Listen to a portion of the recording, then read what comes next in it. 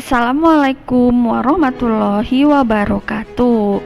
Teman-teman SMP Bintang Madani kelas 8. Kali ini kita akan melanjutkan pelajaran tentang pola bilangan. Minggu lalu kita sudah menyelesaikan beberapa barisan bilangan yang kita lanjutkan suku berikutnya seperti ini. Kemarin kita mengerjakan ini ya nak, 1 ke 3, kemudian 6, 10, 15, kemudian suku berikutnya berapa ya? Nah ini caranya. Kemarin kita menemukan polanya seperti ini. 1 ke 3 itu nambah 2, 3 ke 6 nambah 3, 6 ke 10 nambah 4, 10 ke 15 nambah 5, berarti suku berikutnya adalah setelah 15 nambah 6, berarti suku berikutnya adalah 21 ya. Nah gitu, masih ingat. Kemudian kita juga belajar yang ini, barisan bilangan yang ini. Kita sudah melanjutkannya kemarin, masih ingat polanya? Nah ini polanya ya. Jadi berikutnya adalah setelah 30 nambahnya 12, berarti setelah 30 nambah 12 jadi 42. Setelah nambah 12 berarti nambah 14, 56 dan seterusnya. Nah kali ini ibu akan kenalkan barisan bilangan yang punya pola tertentu. Kalau barusan kan polanya macam-macam ya. Nah, hari ini kita akan kenalan dengan sebuah barisan bilangan yang polanya tertentu. Apa yang dimaksud pola tertentu? Kalian lihat di slide. Jadi dari suku ke-1 ke suku ke-4 bedanya 3. Dari suku ke-1 ke suku ke-2 ya, 1 ke 4. Suku ke-1 ke suku ke-2 bedanya 3. Kemudian dari 4 ke 7, dari suku 2 ke suku 3 bedanya juga 3. Jadi 7 ya suku ketiganya. Suku keempatnya tambah 3 lagi, sehingga kita tahu dengan cepat setelah 13 16, setelah 16 19. Jadi ini suatu barisan bilangan yang bedanya tetap setiap suku. Nah ini ada contoh berikutnya juga. 2, 8, 14, 20, berikutnya 2, 6, berikutnya 3, 2 ya. Kemudian yang bawah bisa berkurang nak. Jadi makin ke kiri makin kecil, berarti bedanya itu bilangan negatif. 45 ke 40 bedanya negatif 5. Berikutnya terus bedanya negatif 5, sehingga setelah 20 bilangan berikutnya atau suku berikutnya adalah berapa? Iya betul, negatif selisihnya negatif 5 ya, bedanya negatif 5, berarti berikutnya 15, mengecil 5, berikutnya lagi 10 dan seterusnya. Nah barisan bilangan yang punya pola seperti ini oleh para ahli matematika dari dulu, sejak ibu SMP juga, pola bilangan seperti itu dinamakan barisan bilangan aritmatika. Ini coba ibu jelaskan ya polanya, sehingga bisa membentuk satu seperti rumus ya sebenarnya untuk membantu kita. Coba ya ibu coba terangkan, mudah-mudahan bisa dimengerti. Kita lihat suku pertama itu disepakati diberi nama huruf A. Nih suku pertama A gitu ya. Kemudian suku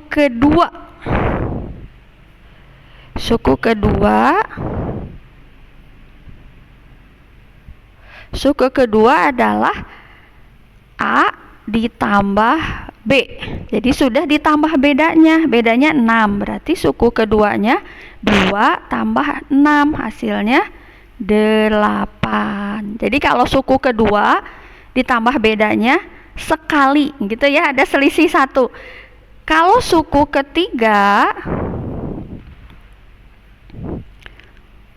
ketiga nih A ditambah bedanya 2 kali. Bedanya 2 kali jadi berapa? 2 kali 6, 12. 2 ditambah 12 adalah 14. Sekarang suku keempat.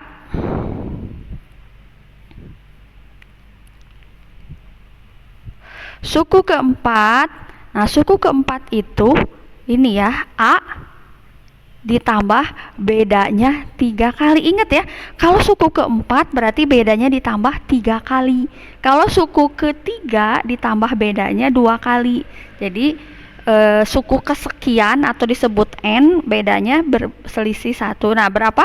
A-nya 2, 3 kali bedanya berapa? 18 ya. 3 kali 6 jadilah 20.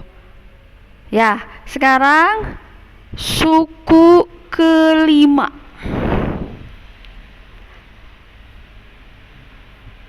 Suku kelima ini.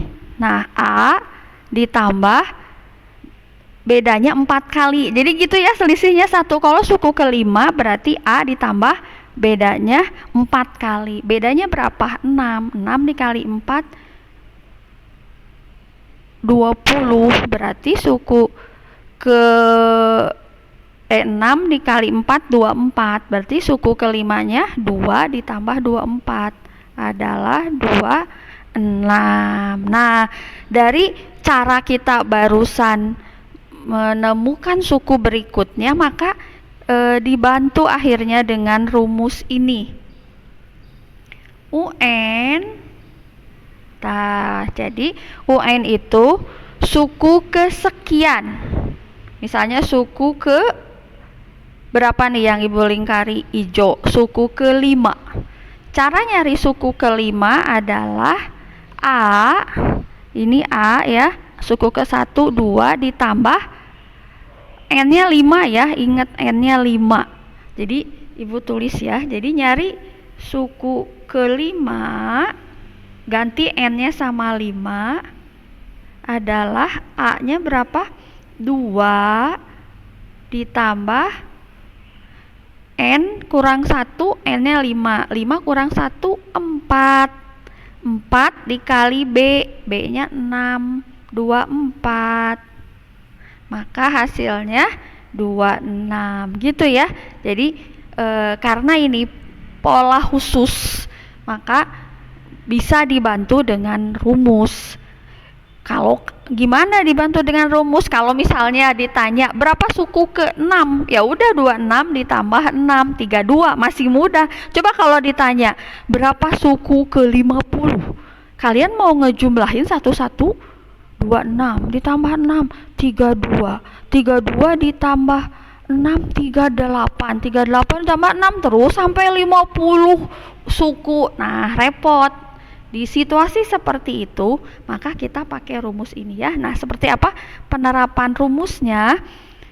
Kita lihat di sini Ibu beri contoh 3 permasalahan yang bisa diselesaikan dengan pola bilangan aritmatika. Perhatikan ya. Nah, ini permasalahan pertama. Ini ada 4 barisan bilangan. Manakah dari keempat itu yang merupakan barisan aritmatika? Kita lihat yang nomor 1. Nomor 1, coba. Ini aritmatika bukan ya? 4 ke 8. Bedanya berapa? 4. 8 ke 12 bedanya 4. 12 ke 16 bedanya 4. Fix. Yang nomor 1 barisan aritmatika. Oke. Kita lihat yang nomor 2.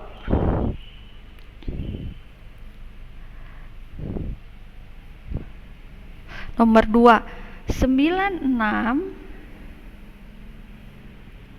ke 48. Ini bedanya negatif ya karena mengecil. Ini bedanya negatif 24. Kita lihat dari 48 ke 24. Bedanya sebentar ya. Ibu ulang dulu.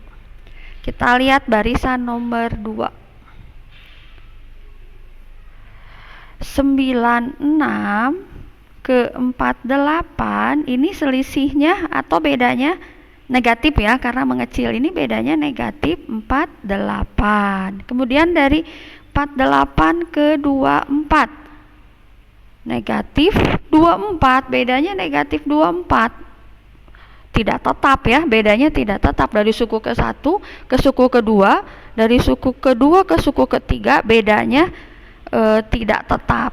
Jadi bukan aritmatika. Oke, kita lihat yang barisan yang nomor 3, barisan yang ada di nomor 3. 4 ke 9. Ini bedanya berapa? Bedanya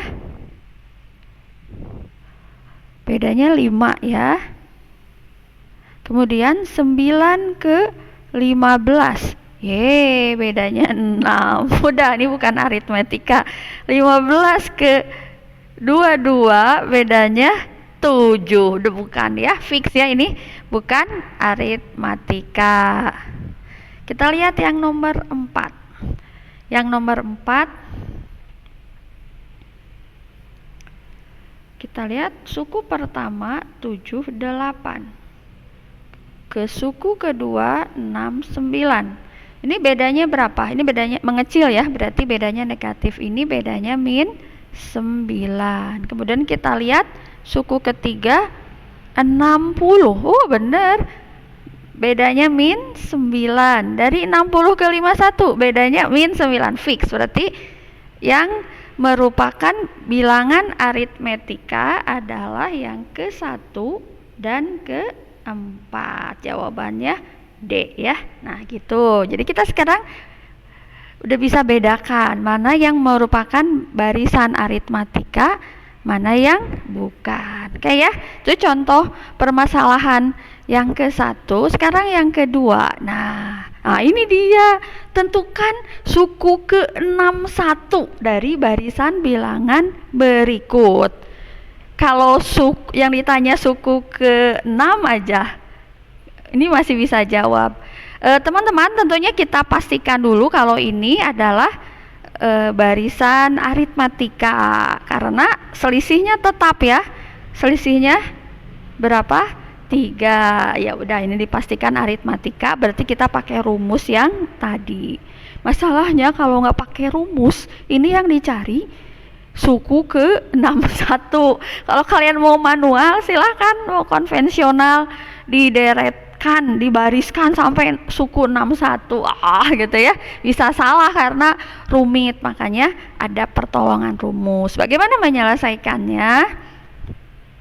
Nah, pertama-tama kita lihat suku pertamanya A, yaitu 2 ya, bener ya, 2 ya, bedanya 3. Nah, N-nya suku ke sekian yang dicarinya N-nya 61. Maka yang ditanyakan adalah U61.